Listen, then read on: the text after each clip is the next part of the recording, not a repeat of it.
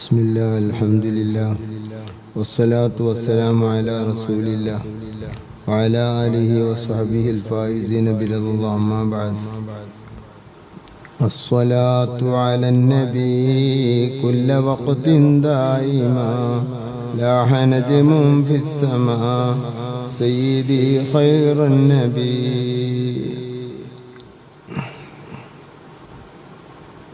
അതല്ല ഇനി അതാണുള്ളത്.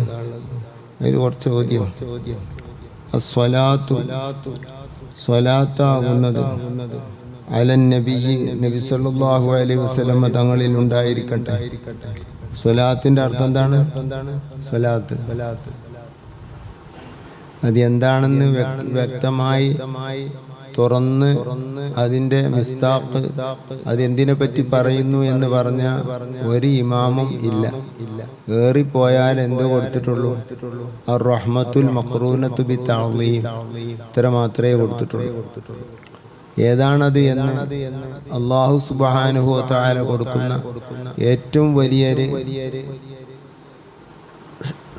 സംഗതിയാണെന്നാണ് നമുക്ക് മനസ്സിലാകുന്നത്.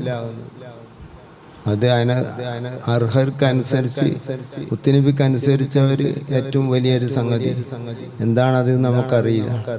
നമുക്ക് അല്ലാഹു സ്വലാത്ത്, നമ്മൾ സ്വലാത്ത് ചൊല്ലിയാൽ എല്ലാ ഇബാദത്തിനും അല്ലാഹു സുബ്ഹാനഹു വ തആല കൂലിയാണ് വാഗ്ദാനം ചെയ്തിട്ടുള്ളത്. സ്വലാത്തിന് കൂലിയേക്കാൾ വാഗ്ദാനം ചെയ്തത് സ്വലാത്താണ്. നിസ്കരിച്ചാൽ കൂലി തരുന്ന പറഞ്ഞു, നിസ്കാരം തരുന്ന പറഞ്ഞിട്ടില്ല. നോമ്പ് പറ്റാൽ കൂലി തരും, സ്വർഗം കൂലി തരും, നോമ്പ് തരും എന്ന് പറഞ്ഞിട്ടില്ല. ഹജ്ജ് ചെയ്താൽ കൂലി തരും, ഉമ്മ പെറ്റ മാതിരിയാവും. അള്ളാഹു തൗഫീഖ് ചെയ്യട്ടെ. പക്ഷേ ഹജ്ജ് തരും എന്ന് പറഞ്ഞിട്ടില്ല, ഹജ്ജ് കൂലിയായി തരും എന്ന് പറഞ്ഞിട്ടില്ല. എന്നാൽ സ്വലാത്തിന് മാത്രമാണ് ഉസ്താദ് പറഞ്ഞില്ലേ, സ്വലാത്ത് അതൊരു അതിനെ വിവക്ഷിക്കാൻ പറ്റിയ ഒരു സാധനമല്ല, അത്രയും വലിയ ഒരു സാധനമാണ്.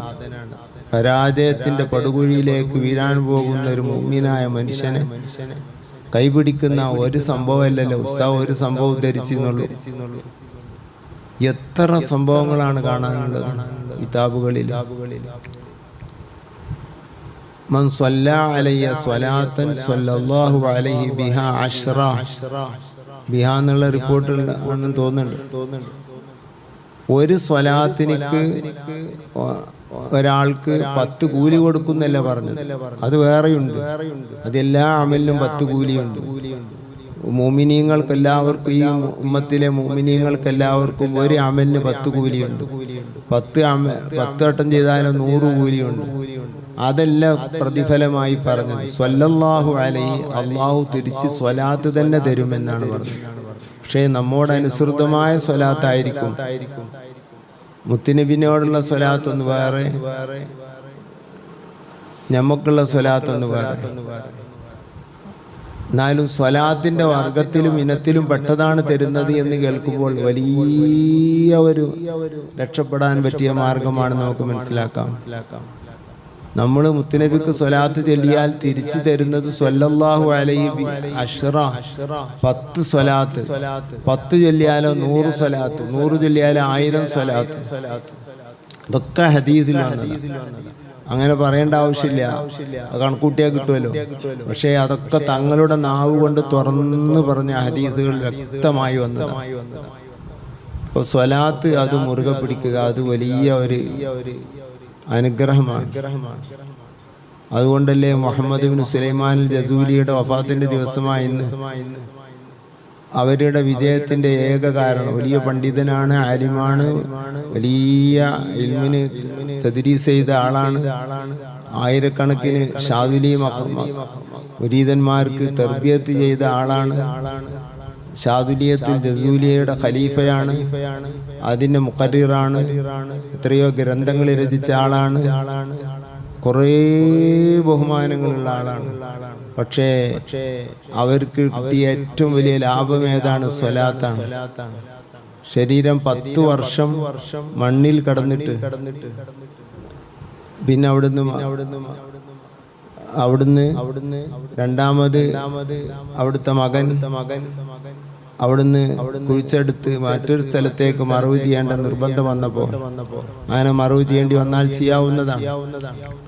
അങ്ങനെ ചെയ്യാൻ വേണ്ടി കുഴിച്ചെടുത്തപ്പോ 10 കൊല്ലായ ഉപ്പായിയുടെ കൂട്ടുകാര് പറയാണ്, ബഹുമാനപ്പെട്ട ശൈഖുനായുടെ മുഖം വഫാത്താകുന്ന ദിവസത്തിൽ ഒരു വ്യാഴാഴ്ച ഒരു വെള്ളിയാഴ്ച രാവിനാണ് വഫാത്തായത്.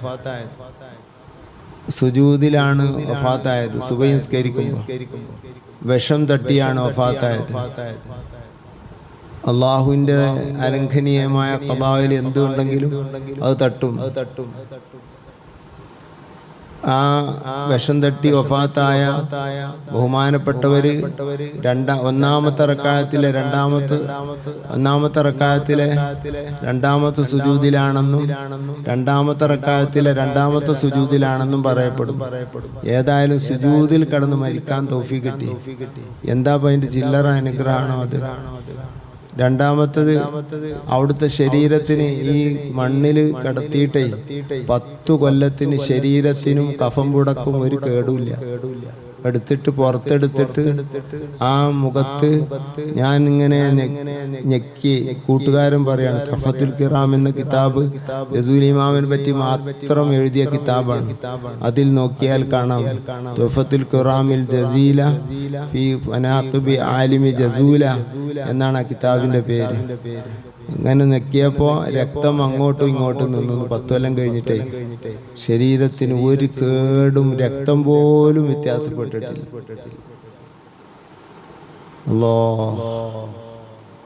ബഹുമാനപ്പെട്ടവര് എത്ര കഷ്ടപ്പെട്ടാണ് ദലായിൽ ഖൈറാത്ത് എഴുതിയതെന്നറിയാം.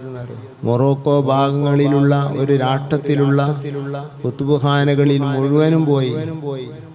അവിടെ പരതി സ്വഹാബികൾ ചൊല്ലിയ സ്വലാത്തുകൾ, മുത്തുനബിയെ തൊട്ട് റിപ്പോർട്ട് ചെയ്ത സ്വലാത്തുകൾ, തനിക്ക് കിട്ടിയത് മുഴുവനും സ്വഹാബികൾ ചൊല്ലിയ സ്വലാത്തുകൾ, താബീങ്ങൾ ചൊല്ലിയ സ്വലാത്തുകൾ, അവിടുത്തെ കാലം വരെയുള്ള അയിമ്മത്ത് ചൊല്ലിയ സ്വലാത്തുകൾ, ആ സ്വലാത്തുകൾ മുഴുവനും ഒരുമിച്ച് കൂട്ടി അവർക്ക് കിട്ടിയതൊക്കെ കൂടി ഒരുമിച്ച് കൂട്ടിയപ്പോൾ 4000 ഔലിയാക്കൾ ചൊല്ലിയ സ്വലാത്താണ് ഒരുമിച്ച് കൂട്ടിയത്.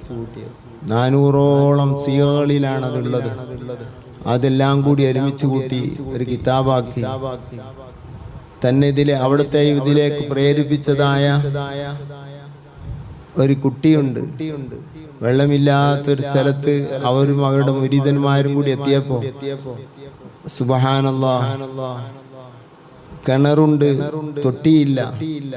അപ്പോ മൂപ്പരാണെങ്കിൽ ഒലുണ്ട്. ഒലുവില്ലാതെ സാലിഹ്യങ്ങളിൽ പലരും ഒലുവില്ലാതെ നടക്കൂല. ഒലു മുറിഞ്ഞാൽ അപ്പോ ഒലു കൊടുക്കും. അബൂ ഹുറൈറ റളിയല്ലാഹു അൻഹു അങ്ങനെയാണ്.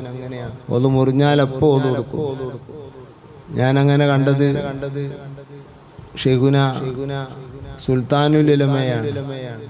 ഒലു മുറിഞ്ഞാൽ അപ്പോൾ ഒലു കൊടുക്കും. എപ്പോഴായാലും നിസ്കരിക്കുമല്ലോ, ഒലു കൊടുക്കാൻ പോകേണ്ട ആവശ്യമില്ല. എപ്പോഴും ഒലു ഉണ്ടാവും. ഒലു മുറിഞ്ഞാൽ അപ്പോൾ ഒലു കൊടുക്കും. നിസ്കരിക്കാൻ പോവാണെങ്കിൽ അല്ലെങ്കിലും അത് ഒരു മുഅ്മിനായ മനുഷ്യനല്ലാതെ അങ്ങനെ കഴിയുകയില്ല എന്ന് നബീന റസൂലുള്ളാഹി. എന്നല്ല, ഒലു ഇടക്കിടക്ക് മുറിയുന്ന ആളുകൾ ഈ പണി ചെയ്താൽ അവർക്ക് ആ രോഗം മാറാൻ സാധ്യതയുണ്ട്. അവർ ഒലു കൊടുക്കാൻ പിന്നെ അല്ലാഹു തആല അതിന്റെ ബർക്കത്ത് കൊണ്ട് ഒലു നിലനിർത്തി തരും. അതുപോലെ തന്നെ ശ്രദ്ധയിൽപ്പെട്ടിടത്തോളം ഷെയ്ഖുന റഈസുൽ ഉലമ സുലൈമാൻ ഉസ്താദ് അങ്ങനെ ഒരു മനുഷ്യനാണ്. ഒലു മുറിഞ്ഞാൽ ഒലു കൊടുക്കാൻ അത് ചെറിയ കളിയല്ലല്ലോ, ചെറിയ പണിയല്ല. ബഹുമാനപ്പെട്ടവര് സ്വഹാബത്തൊക്കെ അങ്ങനെ കുറെ ആളുകൾ ഉണ്ടായി. നിർബന്ധമൊന്നുമില്ല, നല്ലൊരു സ്വഭാവമാണ്. ഒതോടുകൂടെ നിസ്കാരം മാത്രമല്ല പുണ്യമായത്, ഒതോടുകൂടെ ഒരു വർത്താനം പറഞ്ഞാൽ അതിലും ഫലം ഉണ്ടാവും. വാള് പറയുമ്പോൾ ക്ലാസ് എടുക്കുമ്പോൾ ഒതോടുക്കൽ സുന്നത്താണ്. കാരണം അതിന്റെ ബർക്കത്തൊന്ന് വേറെയാണ്. ഒതോടുകൂടെ ചെയ്ത കാര്യത്തിനൊക്കെ ബർക്കത്തുണ്ടാവും. ചില ആൾക്കാർ കാണാം വീടൊക്കെ ഉദ്ഘാടനം ചെയ്യുകയാണെങ്കിൽ വാതിലൊക്കെ തുറന്നതിന് ശേഷം ഞാൻ ഒതുകൊടുത്ത് കയറ്റിട്ടത് തന്നെ. അപ്പോൾ ഒതുവില്ലാതെയാണ് ഈ വാതിൽ തുറന്നത്. ബർക്കത്ത് നഷ്ടപ്പെട്ടു എന്നെല്ലാം പറയുന്നത്. ഒളുവിനോടുകൂടെയുള്ള ഒരു പണിക്കുള്ള ബർക്കത്ത് നഷ്ടപ്പെട്ടു.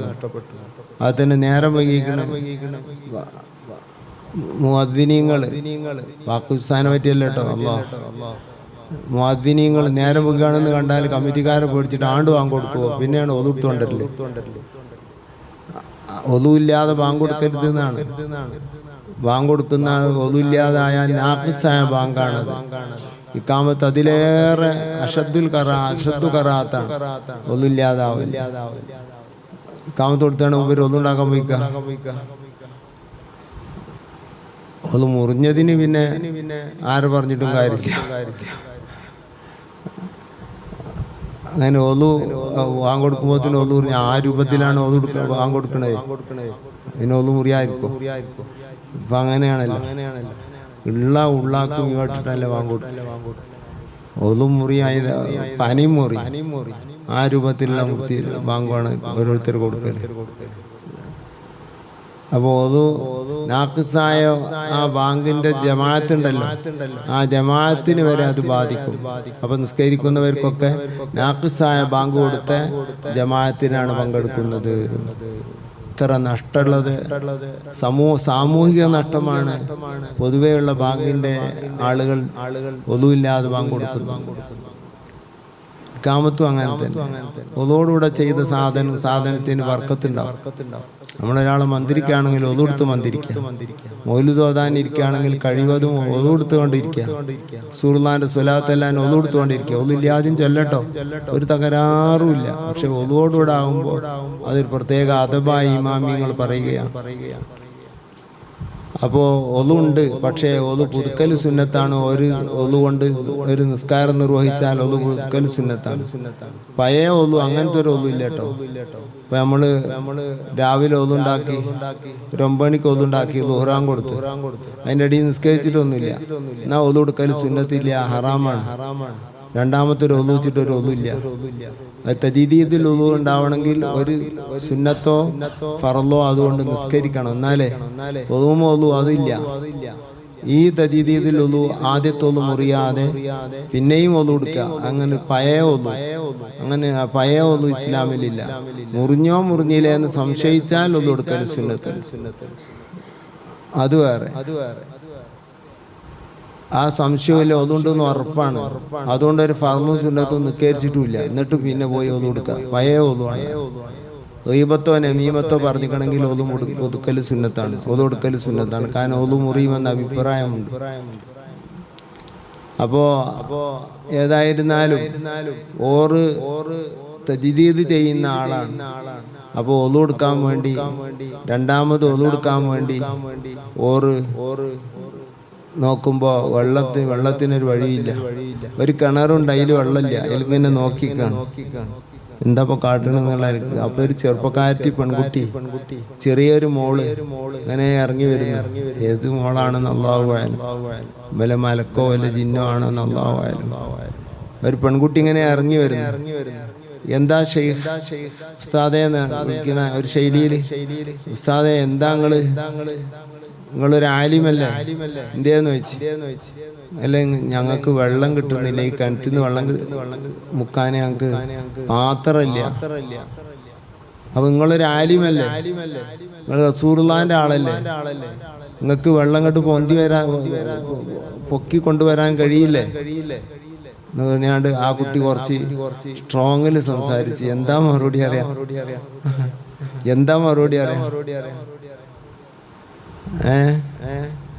അങ്ങനെ ചില ആൾക്കാർ ചോദിക്കുമല്ലോ, നമ്മളൊരു മൂല്യരല്ലേ, എന്നിട്ട് നിങ്ങൾക്ക് എന്ത് ചെയ്യാൻ മാറാഞ്ഞെന്നൊക്കെ ചോദിക്കും. നമ്മൾ മറുപടി അറിയാൻ കഴിയൂല.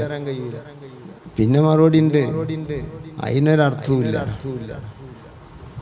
നമ്മുടെ മശായിഖിനെ ഓർത്താൽ അങ്ങനെയാണ് അതിൻ്റെ അവസ്ഥ. ഓക്കെ ഉസ്താദ് അടക്കം അവരൊക്കെ എത്തി വന്നിട്ട് എന്തെങ്കിലും വിഷയം പറഞ്ഞാൽ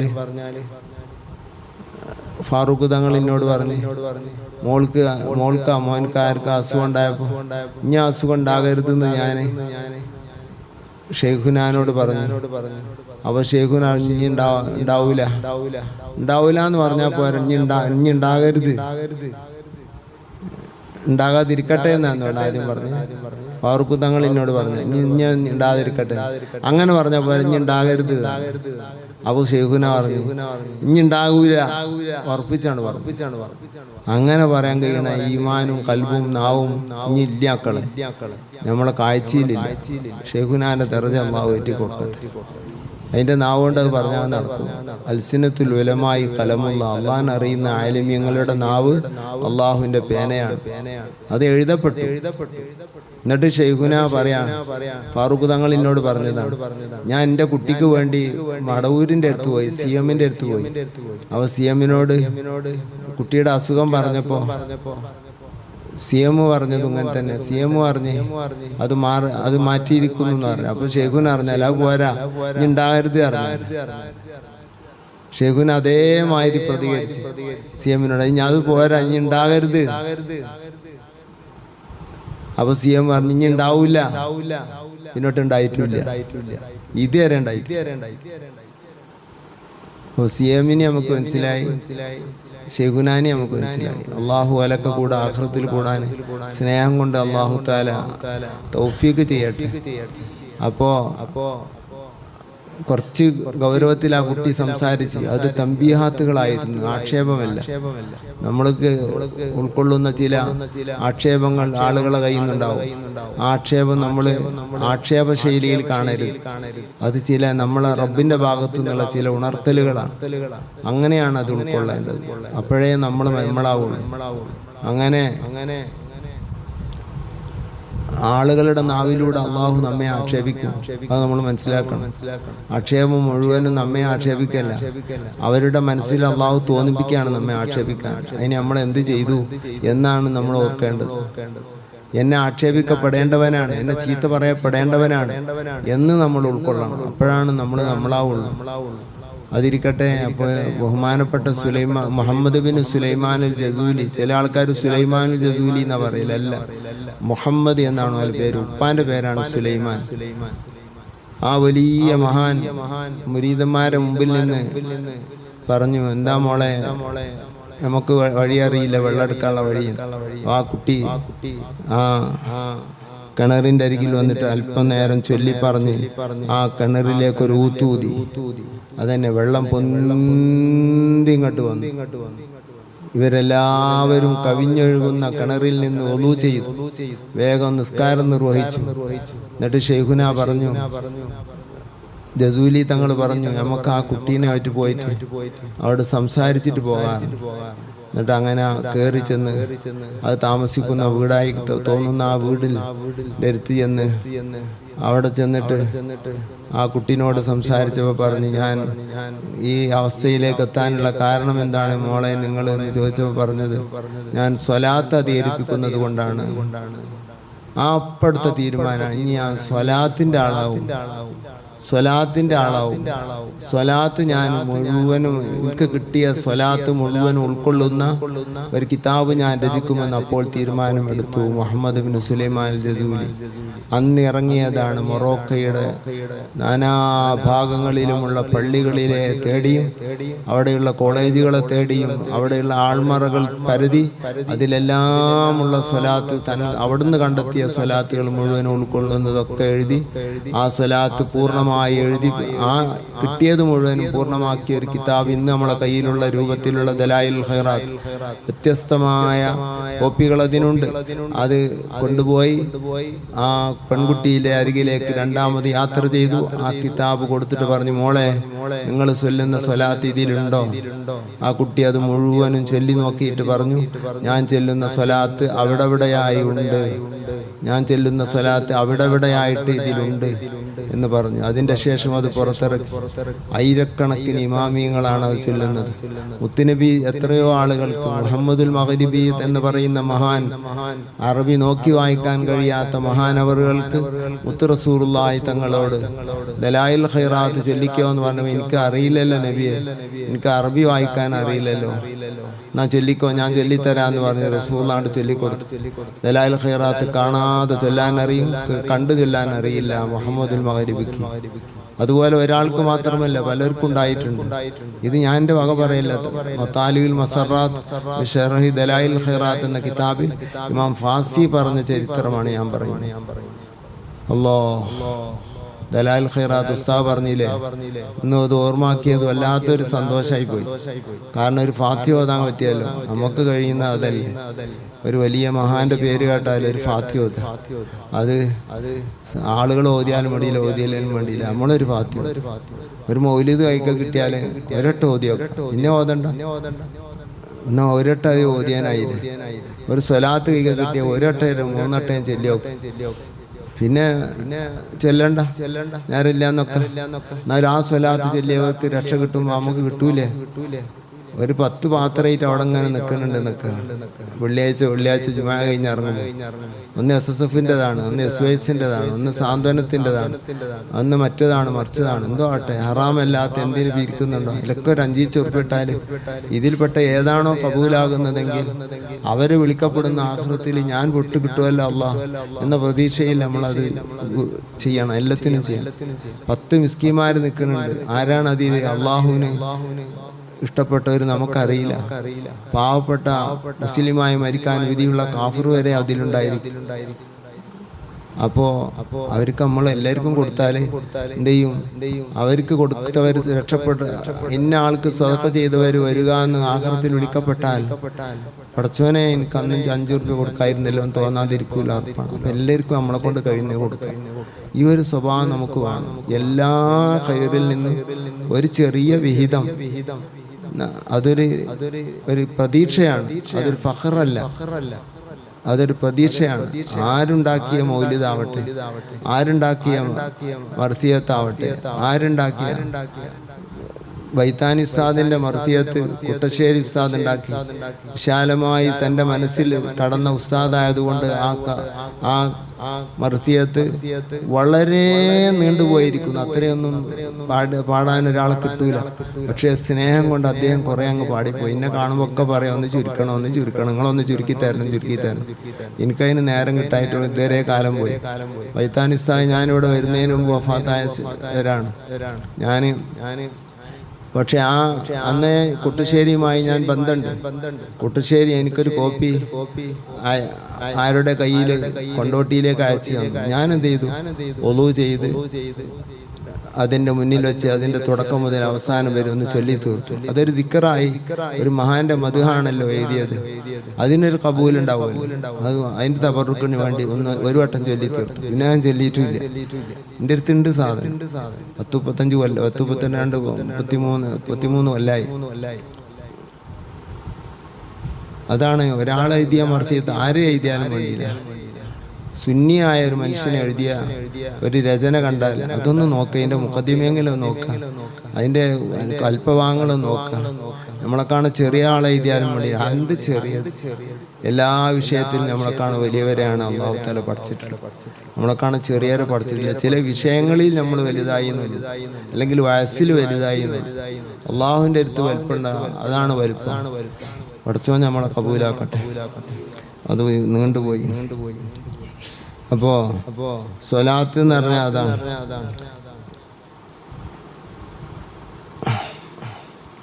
അസ്സലാത്തു അലൻ നബി, നബി സല്ലല്ലാഹു അലൈഹി വസല്ലം തങ്ങളുടെ മേലെ സ്വലാത്ത് ഉണ്ടാവട്ടെ. നബി എന്ന് പറഞ്ഞാൽ അല്ലാഹു സുബ്ഹാനഹു വ തആല വഹി കൊടുത്ത ഒരാള്, അവർക്കാണ് നബി എന്ന് പറയുന്നത്. ആ നബി എന്ന് പറഞ്ഞാൽ മുത്തുനബിയിലേക്കാണ് മനസ്സ് പോവുക. അതുകൊണ്ടാണ് അല നബി എന്ന് പറഞ്ഞത്. മറ്റേ ഖൈറുൻ നബിയിലെ നബി അങ്ങനെയല്ല, ഖൈറുൽ അംബിയായിന്റെ മായക്കാണ്. ഇത് അസ്സലാത്തു അലൻ നബി എന്ന മുഹമ്മദും സല്ലല്ലാഹു അലൈഹി വസല്ലം ഫർദുൻ കാമിലിലേക്ക് ഖൽബു മുൻസരിഫാവുന്നതാണ് ഖായിദ. വലിയമാരുടെ ഭാഷയാണ് അത്. നാടന്മാരോട് പറഞ്ഞിട്ട് കാര്യമില്ല, മണിക്കൂർ കണക്കിന് പറയേണ്ടി വരും, എന്നിട്ട് മനസ്സിലാവില്ല. കുല്ല വഖത്തിൻ, എല്ലാ വഖത്തിലും നബി സല്ലല്ലാഹു അലൈഹി വസല്ലം തങ്ങളുടെ മേൽ അല്ലാഹു തആല സ്വലാത്ത് ചെയ്യട്ടെ. ദായിമൻ, നിത്യമായ എല്ലാ വഖത്തിലും. വഖത്ത് അങ്ങനത്തെ കുല്ല് വഖത്താണ് ദായിമൻ നിത്യമായതായ കുല്ല് വഖത്തിൽ സിഫത്തായിട്ട് അല്ലെങ്കിൽ ഹാലായിട്ട്. കുല്ല് വഖത്ത് ഹാലാണെന്ന് ഉസ്താദ് പറയുന്നത്. കുല്ല വഖത്തിന് എങ്ങനത്തെ വഖത്ത്? ദായിമൻ ദായിമായ വഖത്ത്, ദായിമായ വഖത്ത്. പിന്നെ അങ്ങനത്തെ വഖത്ത് ലാഹ ഉദിച്ചിലങ്കിയ വഖത്ത്. എന്ത് ആ വഖത്തിന് സിഫത്തായിട്ട് ലാഹ നജ്മു നക്ഷത്രം ഉദിച്ചിലങ്കുന്ന ടൈമിൽ ഫിസ്സമ വാനലോകത്ത് ഉദിച്ചിലങ്കുന്ന ടൈമിൽ അങ്ങനത്തെ വഖത്തിന് രണ്ട് സിഫത്ത്. ഒന്ന് വഖത്തിനല്ല കുല്ല വഖത്തിന്. കുല്ല് എന്നുള്ളത് അതിനെ വഖത്ത് എന്ന നെക്കിറയിലേക്ക് ഇലാവത്ത് ചെയ്തുകൊണ്ട് മാരിഫാവില്ലല്ലോ. അപ്പോ നെക്കിറക്ക് നെക്കിറ കൊണ്ട് തന്നെ സിഫത്ത് ദായിമൻ ദായിമായ വഖത്ത്. പിന്നെയോ പിന്നെ അങ്ങനത്തെ വഖത്താണ്, പിന്നെ അങ്ങനത്തെ കുല്ലു വഖത്താണ് ലാഹ നജ്മും ഫിസ്സമ വാനലോകത്ത് നക്ഷത്രം ഉദിക്കുന്ന ടൈം. ആ ടൈമിൽ അങ്ങനെയുള്ളതായ കുല്ലു വഖത്ത് കുല്ല വഖത്തിൻ ദായിമ ലാഹ നജ്മും ഫിസ്സമ വാനലോകത്ത് ഫിസ്സമായിന ലറൂറത്തിന് വേണ്ടി അല്ലെങ്കിൽ ബൈത്തിന് വേണ്ടി മംദൂദനെ മഖ്സൂറാക്കിയതാണ്. ഫിസ്സമ വാനലോകത്ത് സയ്യിദി മുത്തുനബിയെ ഖൈറൻ നബി നബിമാരിൽ ഉത്തമരായ മുത്തുനബിയെ. ഇങ്ങനെയാണ് എനിക്ക് ഏറ്റവും മനസ്സിലായ കോലം. ഉസ്താദ് പറയുന്നത് മാ ലാഹ എന്നൊരു മാന ഇവിടുന്ന് കളഞ്ഞിക്കണെന്ന മസ്സരിയ മാനെ ലർഫിയ മസ്സരിയ മാന കളഞ്ഞിക്കണെന്ന്. അത് ഷാദാണല്ലോ. ഷാദിന്റെ മേൽ മങ്കൂസ് മൗലിദ് വളരെ ബലാഗത്തുള്ള മങ്കൂസ് മൗലിദിനെ നമ്മൾ ചുമത്തുന്നത് ലറൂറത്താണെങ്കിലും അത് ലറൂറത്തില്ലല്ലോ അല്ലേ. മാലാഹ എന്നാണ് അർത്ഥം എന്നാണ് പറയുന്നത്. പിന്നെ മറ്റൊരു കോലം ഉസ്താദ് പറഞ്ഞിട്ടുണ്ട്, സിഫത്തിന്റെ കോലം. അതിനെ ഒരു ചെറുതാക്കിയാണ് പറഞ്ഞിട്ടുണ്ട്. ദായിമൻ അല്ലെങ്കിൽ ദായിമത്ത് എന്നായിരിക്കണം എഴുതിയ ആള് അലിഫ് എഴുതിയതായിരിക്കണം. ദായിമത്ത് ഫായിലത്ത് അതിനുള്ള മസ്സറാക്ക. ഖാസത്ത് ആഫിയത്തൊക്കെ ഫായിലത്ത് അതിനുള്ള മസ്സറാണ്. അങ്ങനെ മസ്സർ വരാറുണ്ട്. അങ്ങനെ മസ്സറാക്കിയാൽ ജുമലയിലേക്ക് ഇലാഫത്താക്കുകയും ചെയ്താൽ ലാഹ നജ്മായ ടൈം എന്നുമുള്ളതായ ടൈം എന്നൊക്കെ ആണെങ്കിൽ പ്രശ്നം ഉണ്ടാവില്ല എന്ന് എനിക്ക് തോന്നാം. ലാഹ നജ്മുൻ എന്ന ദായിമത്തായ വഖത്തിൽ, ദായിമത്ത് എന്ന് പറഞ്ഞാൽ തന്നെ സമാൻ എന്നാണല്ലോ, സമാനുൽ മുസ്തമിറിനാണല്ലോ ദായിമ എന്ന് പറയല്. അതൊരു സമാനിന്റെ മേൽ അറിയിക്കുന്ന ഇസ്മാണത്. അതിനെ മഫൂൽ ഫി ആക്കിയിട്ട് എല്ലാ ദായിമായ വഖത്തിലും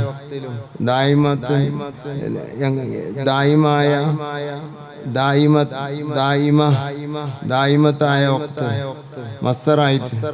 അപ്പൊ ദൗമ എന്നുള്ള മാനയിലേക്ക് എത്തി. ദൗമലാഹ കത്തിലെങ്കുന്ന ടൈമിലെല്ലാം മഫൂൽ ഫി ആയിട്ട് യൗമൽ ഖിയാമത്തി എന്നൊക്കെ പറഞ്ഞ മാതിരി മഫൂൽ ഫി ആയിട്ട് യൗമലാഹ നജ്മു എന്ന മാനക്കത്തി നിത്യമാവുക ടൈം തന്നെയാണ് അതിന്റെ അർത്ഥം. ഒരു വിഷയത്തോട് ഒരു വിഷയത്തെ ബന്ധിപ്പിച്ചേ ഉള്ളൂ. നക്ഷത്രം ഉദിക്കുന്ന കാലമെല്ലാം എന്ന് പറഞ്ഞാൽ ദായിമായ കാലമെല്ലാം, അല്ലെങ്കിൽ ബദലാക്കിയിട്ട് ബഈദായ രൂപത്തിൽ കൊണ്ടുപോകാവുന്നതാണ്. എന്നാലും കളയപ്പെട്ട മാന്റെ ബാക്കിയാണെന്ന് പറഞ്ഞാൽ നല്ല ബലാഗത്തുണ്ടെങ്കിലും നല്ല ആശയപരമായ നല്ല ഉഷാറുണ്ടെങ്കിലും ലഫ്ലിയായ നിലക്ക് അതിന്റെ ബലാഗത്ത് നഷ്ടപ്പെടുന്നുണ്ട് എന്നതാണ് എൻ്റെ മനസ്സിട്ടോ. നിങ്ങൾ ഇങ്ങനെ മനസ്സിലാക്കിയാലും വേണ്ടിയില്ല. അപ്പൊ നമ്മൾ എത്ര കോല പറഞ്ഞത്?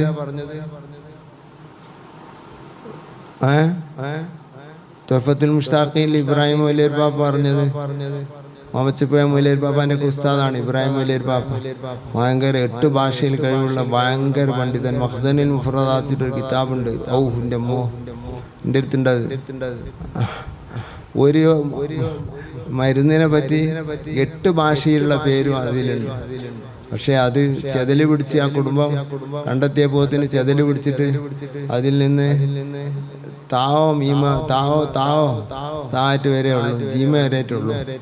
ബാക്കി ഒക്കെ ചെതലുടിച്ച് ഭയങ്കര മഹാനൻ ഇബ്രാഹിം മുലൈർ ബാബ. ഞാൻ സിയാറത്ത് ചെയ്ത് ഇവിടുന്നാണ് പോണേ. മഞ്ചേരിക്ക് പോണടുത്ത് അവിടെയാണ്. മഞ്ചേരിക്കാർ സിയാറത്ത് ചെയ്തിട്ടുണ്ടാവുമല്ലോ.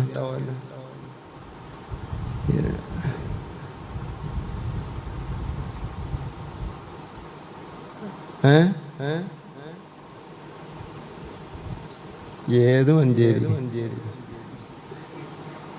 കാട്ടുകോയിക്കുന്ത് ചങ്കീരാന്തിയാന്ന്. കിടങ്ങയോ? കിടങ്ങയോ? ഇബ്രാഹിം മുസ്ലിയാർ. ഓ ഭയങ്കര മൂലേർ പാപ്പാന്റെ ഉസ്താദാണ്. തുഹ്ഫത്തുൽ മുഷ്താഖീൻ ആ കിതാബ് മങ്കൂസ് മൗലൂദിന്റെ ഷറഹാണ്. അൽ ബുല്യാനുൽ മർസൂസ് അത് മങ്കൂസ് മൗലൂദിന്റെ ഷറഹാണ്. ഇഹ്തിദാഉൻ നുസൂസ് അത് മങ്കൂസ് മൗലൂദിന്റെ വൈലത്തൂർ സായിദിയ ഷറഹിന്റെ കയ്യിലുള്ളത്. അതിലേറ്റവും ഹ്രസ്വമായതും വളരെ ആഴമേറിയതുമായ ഷറഹ് വൈലത്തൂർ സാദിൻ്റെതായിട്ടാണ് എനിക്ക് മനസ്സിലായത്. മറ്റ് വിശാലമായ ഷറഹ് തുഹ്ഫത്തുൽ മുസ്താഖീനും അതുപോലെ തന്നെ ബുനിയാനുൽ മർസൂസൊക്കെയാണ്. ഇതിലേറെ വിശാലമായ മുഖ്തസറായ വളരെ നല്ല രൂപത്തിലുള്ള ഇബാറത്തുള്ളത് ഇതിൻ്റെതായിട്ടാണ് എനിക്ക് മനസ്സിലായത്. നമ്മൾ കുട്ടിയായതുകൊണ്ടായിരിക്കാം, എൻ്റെ ഉസ്താദായതുകൊണ്ടല്ല കേട്ടോ. അങ്ങനെ ഒരു പക്ഷപാതം എനിക്കില്ല എന്നുള്ളതാണ് എൻ്റെ വാദം.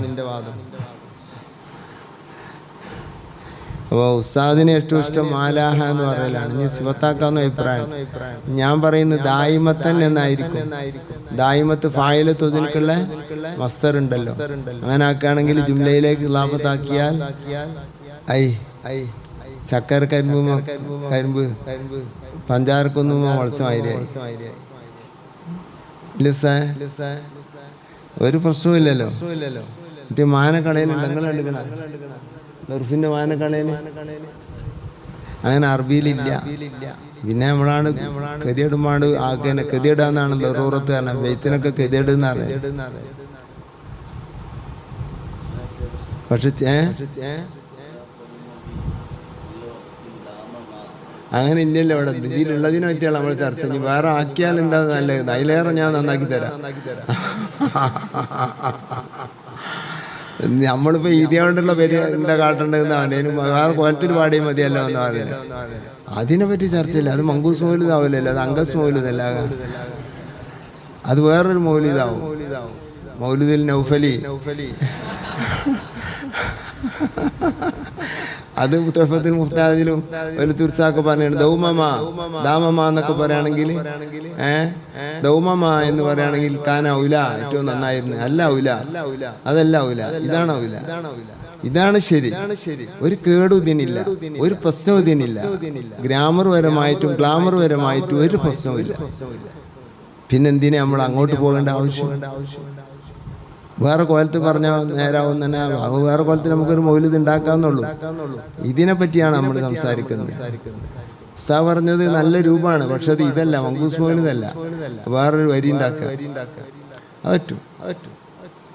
അത് അങ്ങനെ ഓരോരുത്തരുണ്ടാക്കി അതൊരു മങ്കൂസ് മൗലിദായി മാറും അല്ലേ? മുസന്നിഫിന്റെ ഇബാറത്തിലാണ്ട് എത്തൂലെന്ന് എനിക്ക് തോന്നുന്നത്. ആ ദാമമീൻ ദൗമമീയൊന്നും പലരും പല ഔല എന്നാണ്. അങ്ങനെ ഔല ഒന്നിക്കലെ സിഫത്താക്കുക അല്ലെങ്കിൽ ഇളാഫത്താക്കുക. ദായിമത്തെന്നാണ്. പിന്നെ അരിഫ് എങ്ങനെ വന്നത്? അത് എഴുതിയവൻ്റെ ഒക്കെ എന്ത് ചെയ്താണ് വന്നതാണ്. ദായിമ വഖഫ് ചെയ്യാൻ വേണ്ടി ദായിമ, അങ്ങനെ വഖഫ് ബൈത്തിലൊക്കെ ഉള്ളതാണല്ലോ സുക്കൂനാക്കല്.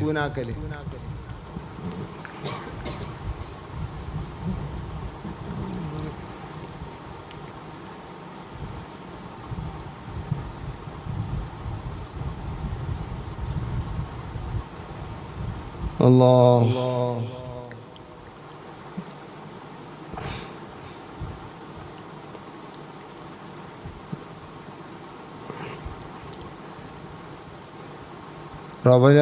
കഅബുൽ അഹ്ബാരി റളിയല്ലാഹു അൻഹു, മഹാനായ കഅബുൽ അഹ്ബാർ റളിയല്ലാഹു അൻഹു റിവായത്ത് ചെയ്തിരിക്കുന്നു.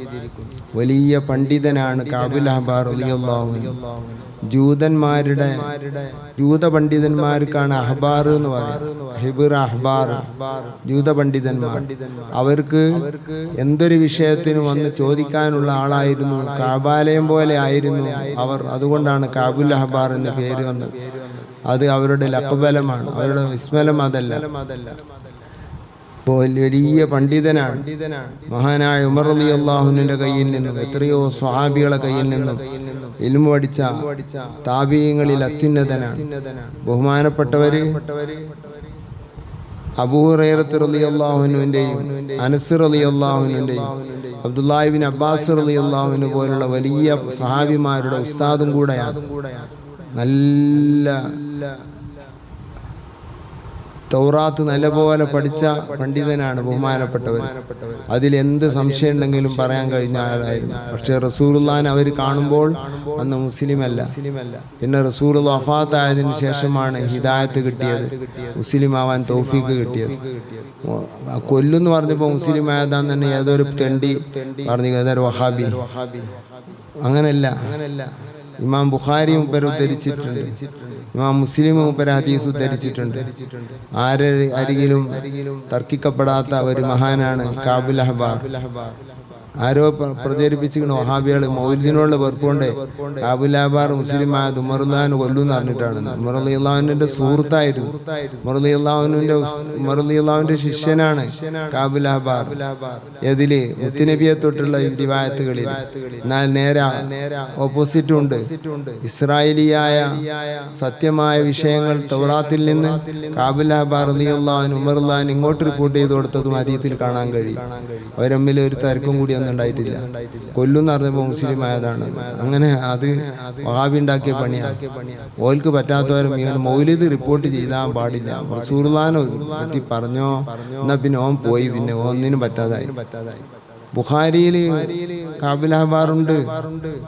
മുആവിയ റളിയല്ലാഹു അൻഹു തൊട്ട് റിപ്പോർട്ട് ചെയ്യുന്ന ഹദീസ് ബുഖാരി റിപ്പോർട്ട് ചെയ്തിട്ടുണ്ട്. അതേപോലെ തന്നെ മുസ്ലിം റിപ്പോർട്ട് ചെയ്തിട്ടുണ്ട്. ആ ഹദീസല്ല വേറെ ഹദീസ് റിപ്പോർട്ട് ചെയ്തിട്ട്. അങ്ങനെ ബുഖാരിയിലും മുസ്ലിം എടുത്ത ഒരു വലിയ താബിഈനെ കള്ളത്തരമായി ചിത്രീകരിക്കുമ്പോൾ എന്താ പിന്നെ ഇതിനൊക്കെ പറയാ. കഅബുൽ അഹ്ബാർ റളിയല്ലാഹു അൻഹു വലിയ മഹാനാണ്. അഹ്ബാർ എന്ന് പറഞ്ഞാൽ ജൂത പണ്ഡിതന്മാർക്കാണ് പറയാ. ആ അഹ്ബാറിന്റെ കഅബയായിരുന്നു അവർക്ക്. അവരാവശ്യങ്ങൾക്ക് വരുന്നു വന്ന് ഇൽമ് ദാഹം തീർത്തിരുന്ന ഒരു വലിയ പണ്ഡിതനായതുകൊണ്ടാണ് ആ പേര് തന്നെ അവർക്ക് കിട്ടിയത്, കഅബുൽ അഹ്ബാർ. വേറെ നേരെ പേര് ഓർമ്മ ഇല്ലല്ലേ? ഞാൻ എൻ്റെ വക പറഞ്ഞതല്ല. ഈ പറഞ്ഞതൊക്കെ ഇമാം ഇബ്നു ഹജർ അസ്ഖലാനി തങ്ങൾ അവിടുത്തെ തഹ്ദീബു തഖരീബ് എന്ന് പറയുന്ന കിതാബിൽ നിന്ന് ഞാൻ നേരിട്ട് വായിച്ചവനാണ്. തഹ്ദീബു തഖരീബിൽ കാണാം തിഖത്തുൻ, വിശ്വസ്തനാണ്. പിന്നെ ഏത് വഹാബിയാണ് അവിടെ തൊടാനുള്ള? ഇബ്നു ഹജർ പറഞ്ഞതിൻ്റെ ഒരു വർത്തമാനത്തിന്റെ നേരെ തൊടാൻ ഹാഫിളു ദുനിയ ഇബ്നു ഹജർ തങ്ങൾ ഒരാളെ നഖദ് ചെയ്യാതെ വിശ്വസ്തനാന്ന് പറഞ്ഞിട്ട് ഇപ്പം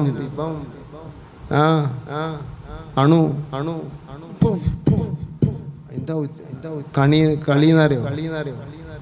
ഓന്റെ അടുത്ത് ഒന്നിനും പറ്റൂല. പൊയ്ക്കച്ച്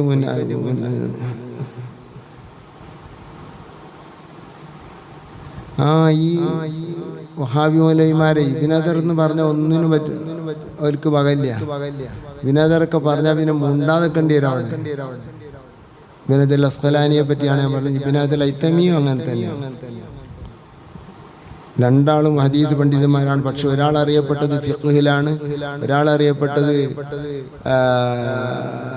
ഹദീസിലുമാണ്. രണ്ടാളും ഹദീസ് പണ്ഡിതന്മാരാണ്, വലിയ മഹാന്മാരാണ് രണ്ടാളും ഫഖീഹുകളുമാണ്. പക്ഷെ ഒരാൾ കൂടുതൽ പ്രവർത്തിച്ചതും അധ്വാനിച്ചതും ഹദീസിലായതുകൊണ്ട് ഇബ്നു ഹജർ അസ്ഖലാനിനെ ഹദീസ് പണ്ഡിതൻ എന്ന് പറയുന്നു.